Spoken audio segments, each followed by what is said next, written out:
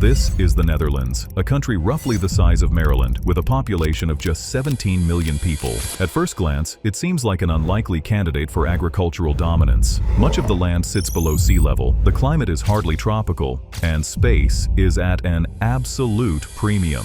Yet somehow, this tiny nation has achieved something extraordinary.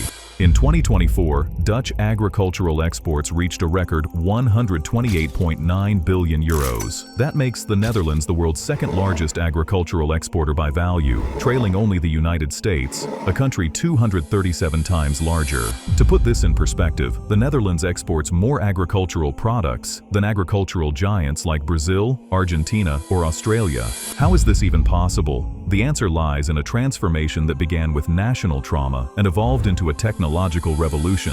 This is the story of how a small, waterlogged country turned geographical disadvantages into the foundation of an agricultural empire. The Netherlands' agricultural revolution didn't begin with grand ambitions. It began with starvation. During World War II, the infamous Hunger Winter of 1944 to 1945 saw approximately 20,000 Dutch citizens die from malnutrition. Families survived on tulip bulbs and sugar beets. Children grew up malnourished. The experience burned itself into the national consciousness. When the war ended, the Dutch made a collective decision. Never again would they depend on others for their food security. But there was a problem. In the 1960s, most Dutch farms were too small to generate reasonable incomes. The country was entering the European Economic Community, and farmers faced increasing competition from larger European operations. So, the Netherlands did what it had always done when faced with impossible odds. It innovated. The Dutch had been fighting water for centuries. Beginning in the 12th century, Dutch engineers developed the polder system, systematically draining delta swamps to create arable land. By the 17th century, windmills were draining entire inland lakes. The Beemster in 1612, the Permer in 1622, the Schirmer in 1635, each one a victory of human engineering over natural limitations. This wasn't just land reclamation, it was a national mindset. The Dutch learned early that geography wasn't destiny, it was simply a problem to be solved.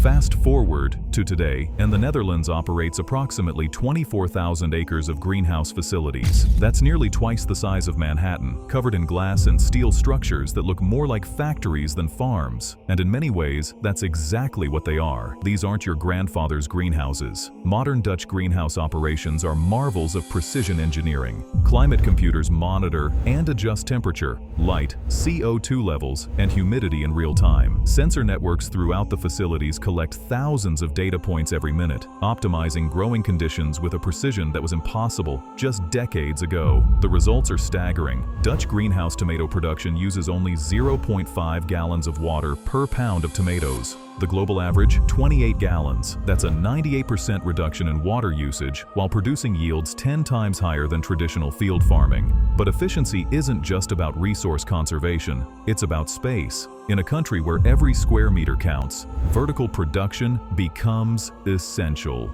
Companies like Plant Lab have taken this to the extreme, operating the world's largest vertical farming research center in Den Bosch. Their facilities use specialized LED lighting and stacked production trays to grow crops in layers, multiplying productive capacity without expanding the footprint. Modern Dutch agriculture runs on data. GPS-guided tractors plant seeds with millimeter precision. Robotic harvesters identify ripe fruit using computer vision and harvest with less damage than human hands. Drones map fields, track plant growth, and detect disease before it becomes visible to the naked eye.